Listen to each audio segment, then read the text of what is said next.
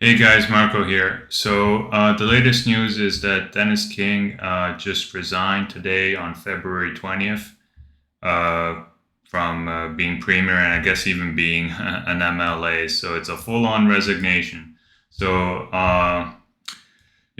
I just, instead of writing an article, I just want to do this nice and quick and give my thoughts on it and what this means and whatnot. So, right off the bat, I just want to say that I think, look, I've had my disagreements with, I'm not, look, here's the thing. Personally, he's a very nice guy. I can see why he has high approval ratings. I can see why he got elected. I can see all these things. I'm never being, I'm not particularly a fan, but first, I'll start off with a compliment. And I think Dennis King deserves a lot of praise. And he deserves all our thanks for making sure that the Green Party or PI never got to form the government. Because that was definitely what was going to happen in PI. I think what was his name? James Alward. I'm sorry, I forget what it was. He was the leader of the PC party, and he was like, I mean, I wasn't in PI at the time, so I wasn't really following too closely. But it seems like if he would have stayed on as the leader of that party, they would have definitely not formed the government. That Greens would have gotten to form the government, and that would have been an epic disaster because I wrote an article on the Green Party and whatnot, but like basically like what they turned out to be was just, I mean, a bunch of kooks. I mean, every single dumbass woke idea that has been perpetuated in universities for the past 7 or 8 years, or and even longer, has found its way into the Green Party platform, and just every single nut job in PEI, every single nasty and vile person that epitomizes this new modern left is a Green Party supporter. So if the Green Parties ever would have gotten to form the government, it's over for PI. Where any decent person needs to pack up their bags and go somewhere more sane because there is no saving PI if they get empowered. None. So, Dennis King came in at the last second. He made sure that didn't happen. And even though, like, honestly, like, I mean, you can say whatever you want. I just don't think, I mean, Dennis King never changed any trends on PI. The same old trends that have been plaguing PI for the past decades are still being perpetuated with Dennis King. He's not reversing course on anything. So it's nothing extravagant, but at least you can say, hey, at least it's not the Green Party. It'd be completely and utterly ship sunk with them. So, kudos for that. So that's the good part. So I think resigning is the best choice. For a couple of reasons. First of all, like, there's, like, I don't know, I debated whether I even want to go into this, but like, I heard from two different sources that, about two different rumors from two different people. So it seems like there might be some personal reasons, but, there's always going to be rumors with politicians. So I don't know how much stock you can have into that. But considering how sudden this resignation has come, you know, that might definitely be the case. So that's one of them. And what mostly struck me though is like a long time ago when the debate on the outreach center was at the forefront. Dennis King had actually tabled his personal schedule for like the past several months, and I had looked over it, and maybe I'm not looking at it correctly. Maybe, yeah, maybe I'm misunderstanding it. But when I looked at it, it was incredibly blank. Like he barely had any meetings. The only real meetings he had was like one or two serious meetings, and then the rest was like ribbon cutting, ceremonies, conference to talk about business here, there, la la la. That's one of my criticisms about Dennis King is that he's not in PI often enough. He's always jet flying around, going to all these different conferences. Now, I never worked for government, but I doubt anything meaningful takes place at these things that actually helps PI. I think from what it looks like to me is you're just running away from your problems. You should be planting your ass in PI and trying to get something done. But I think he's just running away from his problems a lot of the times of what it seems to me. And anyway, when Hal Perry, as the opposition, was criticizing him, hey, you got a lot of blank days. He basically admitted that like the last few years, especially with COVID, had taken a heavy toll on him. That he was stressed out, that he was burned out, And I remember I did a Twitter thread at that point. I don't think it was X at that point. Yeah, maybe it might have been X. I don't know. But anyway, I did a long X thread and I was just like, look, man, like I can understand if you're burned out, it's a tough job and everything. But if that's how you feel, man, like the tsunamis of problems that PI is facing and will continue to all get worse, like requires someone at the helm that is like fully committed, that can just like work on these things like almost 24/7, like if you're not sleeping and you're not eating, like you need to be working. Like that's how dire the situation is. So like if you're burned out already, like like that's bad news, man. You need to step aside and like let somebody else come in. Anyway, that was my X thread. I don't know how far long ago that was. Maybe it was a little over a year, I think.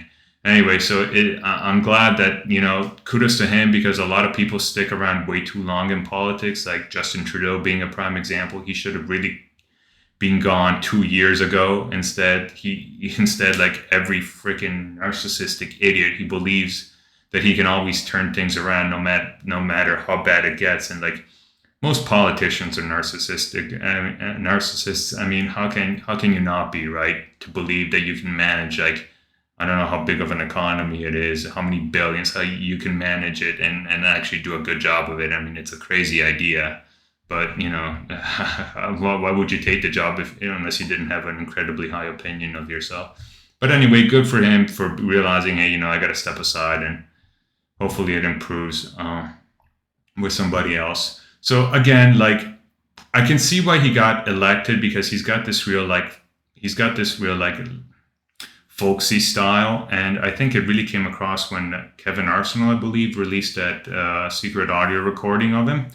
And like I was kind of shocked, because I was like, look, I get why you guys like him. I mean, he's just like one of you. He's like a regular Islander. He talks like a regular Islander, like good day, or like all that stuff. He does all that corny crap that like I guess that's why like he's endearing to people. So I get why he's made it to where it is. He talks like a regular guy instead of like a sleazy slime ball. So good for him on that. But like my main criticism of Dennis King is that he's basically a politician that leads by consensus. So like you can even see like he does a lot of like just before the election, he'll basically do a lot of door knocking and ask, what's your issues? What's on your mind? La la la. And then he's like trying to compile all these different opinions and whatever. And based on these opinions is what the agenda is going to be. And I'm like, look, man, that can keep you popular for a little bit, because you're basically giving people money, right? You're basically taking people's input, and people's input is always going to be, what you should do, Dennis? You should spend money on me. You should give me money. That's what you should do, because that's essentially what PI is now, and just what Western democracies have become, and what Western civilization is becoming. What Frederick Bastiat said is like, we basically live with a government, basically live in a society, in a great fiction where everybody's trying to live at the expense of everybody else. And, that's never going to work. That's going to work short term, but in the long term, if you want to be the type of politician that's liked, well, you're going to spend money, and that's going to work maybe in the short term, but in the long term, like, for me to give money to you right now, if you're asking for it, I have to take it from somebody else. And if I take that money from somebody else, that's going to have adverse consequences in the economy. It's going to probably drive productivity down. Then everybody in society is going to be worse off. And since everybody's worse off and becoming poor, you're going to come to me asking for even more money. And if I spend even more money, like, yes, I may alleviate some people's suffering here or there, but long-term consequences, it really, really, really starts to stack up. And that's just basically where PI is at now. It's just at a breaking point. Where like if like there's no way to manage this in a nice organized way. You're gonna have to take some bitter poisons if you're gonna put the economy on a long-term footing that's gonna be successful for everyone. And I don't think Dennis King really has the stomach in him to make that kind of fight. You're never gonna be a consensus politician. This is why I really like Pierre Poilievre. Because Pierre Poilievre comes up with the plan of what he thinks is good for Canada or what's going to work. And then he goes around and he sells you the plan. He is selling you on his vision for Canada, where Dennis King, I can tell, doesn't really have a vision for PI. He is just constantly like listening to people, listening. Whoever's screaming the loudest is the one that's going to get like either money or some policy changes. And then you try and cobble up all these different opinions, and then it comes out as an ad hoc agenda. See, like the perfect example is this supervised injection site.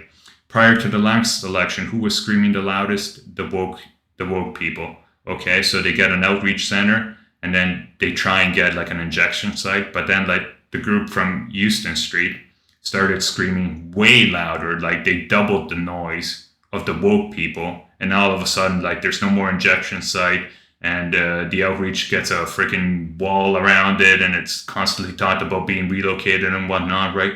Like even on this issue is a perfect example of how Dennis King doesn't really know what to do with it. He is just like kind of stuck in limbo, trying to figure out how to appease both sides. And like, look, man, this is politics. It's a blood sport. You're not going to appease everyone because everyone wants something. And if you want to do something meaningful for PI, you got to have like an internal conviction of what is right, what is wrong, and what the best medicine is to get PI on a prosperous footing that's advantageous for everyone. And you got to block out all the noise. There's going to be haters. There's going to be people coming at you, and you got to be able to brush them off to the side. But again, if you're a consensus-driven politician, this idea that like you know everybody's going to like you, it's never going to come to fruition. Okay, so like, and I think it's a really good call that he resigned, because like the next election, I mean, say what you will, I know he's got high approval ratings now, but those are going to come down. Okay. So when the next fixed election date comes down, he is looking at so many issues, from healthcare, wages, cost of living, housing. All of these things are getting worse, right? And I mean, like, what is he going to do about it? I mean, like, you know, like politics is about offering scapegoats. Okay, it's about offering sacrificial lambs. The opposition parties are going to be like, you know, they're going to go to the voting base. You know who's responsible for this? It's all Dennis King.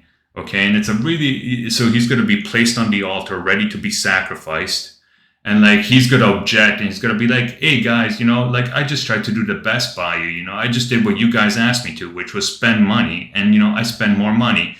As what is the word from that the deputy premier Boyce Thompson, and I'm quoting him. This is an actual quote. This is the biggest spending government in the history of Prince Edward Island, you know, and they say that as a fact of pride, as something you should take pride in, right? Like, and you know, so that's going to be his defense, and the people are going to be like, yeah, I know that's what I asked for, but it's not working, and so, you know, as a voter, I'm not going to blame myself. You know, that's not how democracy works. Democracy is about blaming other people for the situation that you find yourself in. Okay, that's how you play democracy. Okay, so like that's called retrospective voting, and he was going to be a victim to that. Okay, you're just done. So the fact that you get yourself out of the way before the election gives your party a chance to like rally around somebody new, some other idea, some different vision, and maybe have a chance to stay in power. Now, having said all that, you know, I don't know where you go from here, PI. I don't know. I don't know. Like, honestly, the only person that I can look to with all these MLAs is Brad Trivers. I still don't know too much about him, but the little I've seen of him, I mean, he's the only guy that seems, he's one of maybe 3 or 4 people, but he certainly seems to be the one that seems to want to fight more in terms of the free market beliefs, reduce spending. Like he actually understands it. There's 2 or 3 other people that I'm like, okay, you know, like they say some good things. The one from Summerside, I think Tyler DeRoche, I think is his name. Like he's kind of like a dark horse. Like a lot of people like don't really talk about him, but like, man, I've seen him in some committees, like and some debates on some bills. Man, he has some really insightful questions. That's a guy that's like really takes all points of view considered and then tries to find really the best way to get something done. I wish he was given more of a prominent role. I think he's very promising. But anyway, yeah, Trivers is the only one, man. Like, and other than that, like, you know, you could always look to the Liberal Party to rebuild. I mean, but like Liberal Party needs to bring somebody from the outside, some type of businessman and just come in and get to work. That's the only chance you got, because I don't know, man. Like you're shot over there too. But yeah, anyway, the only good thing that I can see from PI is like unfortunate with this Trump tariff thing, that's taking all the heat. But the only good thing that you can look at is like look at the work that Doge is doing. So like cutting government spending can happen. Like if you get somebody that's like bullheaded, like Musk and Trump, that just like can shut out all the noise, can shut out all the media, and just like get to work. You can do it. You can send bureaucrats home. You can find millions and millions of spending.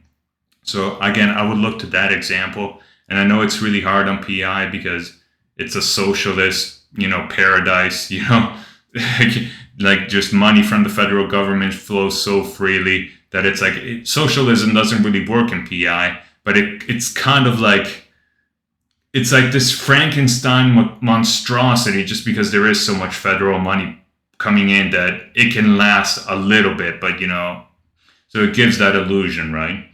But anyway, yeah, like Doge is it shows that you can get it done if you can rally behind someone that is serious and has a clear vision. But anyway, that's all I had, guys. I'm gonna call it an evening here. It's getting late. Have you guys a very awesome evening, and I'll catch you guys next time.